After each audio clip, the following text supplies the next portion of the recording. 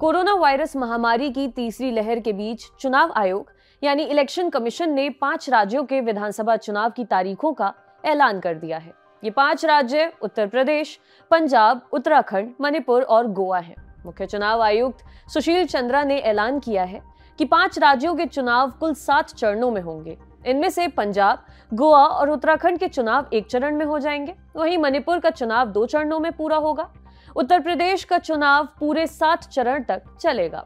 10 मार्च को सभी 5 राज्यों के लिए मतगणना शुरू होगी। मुख्य चुनाव आयुक्त ने बताया है कि पहले चरण की नोटिफिकेशन 14 जनवरी को जारी होगी और नॉमिनेशन दाखिल करने की आखिरी तारीख 21 जनवरी होगी। वहीं उम्मीदवार 27 जनवरी तक अपना नाम वापस ले सकेंगे। पहले चरण के लिए वोटिंग 10 फरवरी को होगी, वहीं दूसरे चरण के लिए वोटिंग 14 फरवरी को होगी। इसी चरण में पंजाब, गोवा और उत्तराखंड का चुनाव पूरा हो जाएगा। तीसरे चरण में नामांकन दाखिल करने की आखिरी तारीख 4 फरवरी होगी। इस चरण में केवल उत्तर प्रदेश में मतदान होगा। मतदान की तारीख 20 फरवरी होगी। इसी तरह चौथे चरण में भी केवल यूपी में चुनाव होगा। मतदान की तारीख 23 फरवरी होगी। 5वें और 6वें चरण में यूपी के साथ मणिपुर में भी चुनाव होंगे। 5वें चरण का मतदान 27 फरवरी और 6वें चरण का मतदान 3 मार्च को होगा। आखिरी यानी 7वें चरण का मतदान 7 मार्च को होगा। इसमें केवल उत्तर प्रदेश की विधानसभा सीटों के लिए ही वोटिंग होगी। इससे पहले मुख्य चुनाव आयुक्त ने चुनाव के संबंध में जरूरी जानकारी दी। उन्होंने बताया कि चुनाव आयोग पिछले 6 महीनों से इन चुनावों की तैयारी कर रहा है। पिछले साल दिसंबर में सभी 5 राज्यों में चुनाव आयोग ने अपनी टीमें भेजी थीं। अधिकारियों और एजेंसियों से मुलाकात के साथ साथ राजनीतिक पार्टियों से चर्चा की थी। मुख्य चुनाव आयुक्त ने आगे बताया कि इन 5 राज्यों में कुल 18.3 करोड़ मतदाता मतदान करेंगे। इनमें से लगभग 25 लाख मतदाता पहली बार वोट डालेंगे। उन्होंने बताया कि कोरोना वायरस के खतरे को देखते हुए पोलिंग स्टेशन पर खास व्यवस्था की गई है। पोलिंग स्टेशन की संख्या में भी 16% का इजाफा किया गया है। इस बार 2,15,000 से अधिक पोलिंग बूथ उपलब्ध होंगे। यही नहीं, महिला वोटर्स को प्रोत्साहित करने के लिए हर विधानसभा में कम से कम एक पोलिंग बूथ ऐसा होगा जिसे पूरी तरह से महिला स्टाफ की तरफ से मैनेज किया जाएगा। ऐसे पोलिंग स्टेशन की कुल संख्या 1620 होगी। सुशील चंद्रा ने आगे बताया कि महिलाओं के साथ साथ विकलांगों के लिए भी खास व्यवस्था की गई है। उन्होंने बताया कि कोविड खतरे को देखते हुए 80 साल से अधिक की उम्र वाले बुजुर्गों, विकलांगों और कोविड प्रभावितों के लिए पोस्टर बैलेट की व्यवस्था की गई है। यही नहीं, चुनाव आयोग की तरफ से नॉमिनेशन के लिए ऑनलाइन व्यवस्था भी की गई है। उम्मीदवारों को अपने आपराधिक रिकॉर्ड की भी जानकारी देनी होगी। उन्हें अपना आपराधिक रिकॉर्ड अखबारों में प्रकाशित कराना होगा और राजनीतिक पार्टियों को इस संबंध में अपनी वेबसाइट पर जानकारी देनी होगी। मुख्य चुनाव आयुक्त की तरफ से कहा गया है कि सभी बूथ ग्राउंड फ्लोर पर होंगे ताकि लोगों को सुविधा हो। बूथ पर सैनिटाइजर, मास्क उपलब्ध होगा। वहीं कोविड के खतरे को देखते हुए चुनाव ड्यूटी में तैनात सभी अधिकारियों और कर्मचारियों को फ्रंट लाइन वर्कर्स माना जाएगा। इनके लिए कोविड वैक्सीन के दोनों डोज जरूरी होंगे। साथ ही साथ इन्हें बूस्टर डोज भी लगाया जाएगा। मुख्य चुनाव आयोग की तरफ से यह भी बताया गया है कि चुनाव आयोग ने 5 राज्यों के मुख्य सचिवों को नागरिकों का टीकाकरण तेज करने को कहा था। इसके परिणाम स्वरूप इन 5 राज्यों में कुल मिलाकर 15 करोड़ से अधिक लोगों को वैक्सीन का पहला और 9 करोड़ से अधिक लोगों को दोनों डोज लग चुके हैं। चुनाव आयोग ने आज से 15 जनवरी तक road show, rally, cycle rally, पदयात्रा तक पर पूर्ण रूप से रोक लगा दी है। 15 जनवरी के बाद से इस पर विचार किया जाएगा। आयोग ने कहा है कि चुनाव प्रचार डिजिटल, वर्चुअल, मोबाइल के जरिए करें। फिजिकल प्रचार के पारंपरिक साधनों का इस्तेमाल कम से कम करें। इसके अलावा रात 8 बजे से सुबह 8 बजे तक कोई प्रचार, जनसंपर्क राजनीतिक पार्टियां नहीं कर सकेंगी। विजय जुलूस नहीं निकाला जा सकेगा। विजय उम्मीदवार 2 लोगों के साथ प्रमाण पत्र लेने जाएंगे।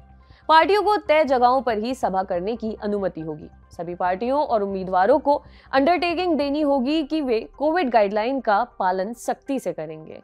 कोरोना के खतरे को देखते हुए मतदान का समय भी 1 घंटा बढ़ाया जाएगा। चुनाव आयोग ने सी विजिल ऐप की भी घोषणा की है। इस ऐप में चुनाव के दौरान गलत व्यवहार जैसे पैसे और सरकारी मशीनरी के दुरुपयोग की फोटो अपलोड की जा सकेंगी।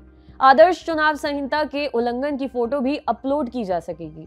शिकायत मिलने पर चुनाव आयोग 100 घंटे के अंदर कार्रवाई करेगा। इसके अलावा चुनाव आयोग ने राजनीतिक पार्टियों से फेक न्यूज न फैलाने और भड़काऊ भाषण न देने के लिए भी कहा है। उत्तर प्रदेश विधानसभा में कुल 403 सीटें हैं। पिछले विधानसभा चुनाव में बीजेपी की अगुवाई वाले एनडीए गठबंधन ने भारी भरकम बहुमत हासिल किया था। गठबंधन ने 325 सीटें जीती थी। वहीं कांग्रेस के साथ गठबंधन में चुनाव में लड़ी तत्कालीन सत्ताधारी समाजवादी पार्टी की सीटें घटकर 47 रह गई थीं। वहीं कांग्रेस भी महज 7 सीट जीत पाई थी। उत्तर प्रदेश की पूर्व मुख्यमंत्री मायावती के नेतृत्व में बहुजन समाज पार्टी का प्रदर्शन भी लचर रहा। उसके खाते में महज 19 सीटें आईं। चुनाव परिणाम के बाद 19 मार्च 2017 को योगी आदित्यनाथ ने उत्तर प्रदेश के मुख्यमंत्री के तौर पर शपथ ली। वहीं अगर उत्तराखंड विधानसभा की बात करें तो यहाँ कुल 70 सीटें हैं। बहुमत के लिए 36 सीटों पर जीत जरूरी है। पिछले चुनाव में बीजेपी ने शानदार प्रदर्शन करते हुए राज्य की 57 सीटें अपने नाम की थी। वहीं कांग्रेस के खाते में मात्र 11 सीटें आईं। बहुजन समाज पार्टी का तो खाता भी नहीं खुला था। इस चुनाव में बीजेपी के खाते में लगभग 14% का भारी भरकम वोट स्विंग हुआ था। चुनाव परिणाम के बाद त्रिवेंद्र सिंह रावत राज्य के मुख्यमंत्री बने। हालांकि 4 साल बाद बीजेपी आलाकमान ने उन्हें हटा दिया और तीरथ सिंह रावत को नया मुख्यमंत्री बनाया गया। कुछ महीनों के अंदर तीरथ सिंह रावत ने भी इस पद से इस्तीफा दे दिया और पुष्कर सिंह धामी को नया मुख्यमंत्री बनाया गया। पंजाब विधानसभा में 117 सीटें हैं। पिछले विधानसभा चुनाव में कांग्रेस ने 77 सीटें जीती थी और 10 साल बाद सत्ता में वापसी की थी। वहीं शिरोमणि अकाली दल और बीजेपी का पारंपरिक गठबंधन महज 18 सीटों पर सिमट गया। पिछले चुनाव में पारंपरिक तौर पर शिरोमणि अकाली दल बीजेपी के गठबंधन और कांग्रेस के बीच होने वाले मुकाबले में आम आदमी पार्टी ने भी एंट्री की थी। आम आदमी पार्टी पिछले चुनाव में 20 सीटें जीतकर राज्य की मुख्य विपक्षी पार्टी बनी। चुनाव परिणाम के बाद कैप्टन अमरिंदर सिंह राज्य के मुख्यमंत्री बने। हालांकि 4 साल बाद कांग्रेस आलाकमान ने उन्हें हटाकर चरणजीत सिंह चन्नी को नया मुख्यमंत्री बनाया, जिसके बाद कैप्टन अमरिंदर सिंह ने अपनी नई पार्टी बनाई और बीजेपी के साथ गठबंधन का ऐलान किया। दूसरी तरफ कृषि कानूनों के ऊपर शिरोमणि अकाली दल ने बीजेपी से अपना पारंपरिक गठबंधन तोड़ लिया। ऐसे में अब मुकाबला 4 कोणीय है। पूर्वोत्तर भारत के राज्य मणिपुर की विधानसभा में 60 सीटें हैं। पिछले चुनाव में कांग्रेस ने 28 सीटें जीती थी और सबसे बड़ी पार्टी बनकर उभरी थी। वहीं बीजेपी को 21 सीटें हासिल हुई थी। सबसे बड़ी पार्टी बनने के बाद भी कांग्रेस यहां सरकार नहीं बना पाई और बीजेपी ने जोड़ तोड़ के जरिए राज्य में सरकार का गठन किया। वीरेंद्र सिंह राज्य के मुख्यमंत्री बने। गोवा की बात करें तो यहाँ की विधानसभा में 40 सीट हैं। पिछले चुनाव में कांग्रेस 15 सीटें जीतकर सबसे बड़ी पार्टी बनी, लेकिन इसके बाद भी उसकी सरकार नहीं बनी। बीजेपी को इस चुनाव में 13 सीटों पर जीत हासिल हुई और उसने एमजीपी, जीएफपी पार्टियों और निर्दलीय विधायकों के साथ मिलकर सरकार बना ली। देश के पूर्व रक्षा मंत्री मनोहर पर्रिकर को गोवा का मुख्यमंत्री बनाया गया। मार्च 2019 में उनका देहांत हो गया, जिसके बाद डॉक्टर प्रमोद सावंत नए मुख्यमंत्री बने। आपके लिए रिपोर्ट तैयार की थी हमारे साथी मुरारी ने। देखते रहिए दी लल्लन टॉप। शुक्रिया।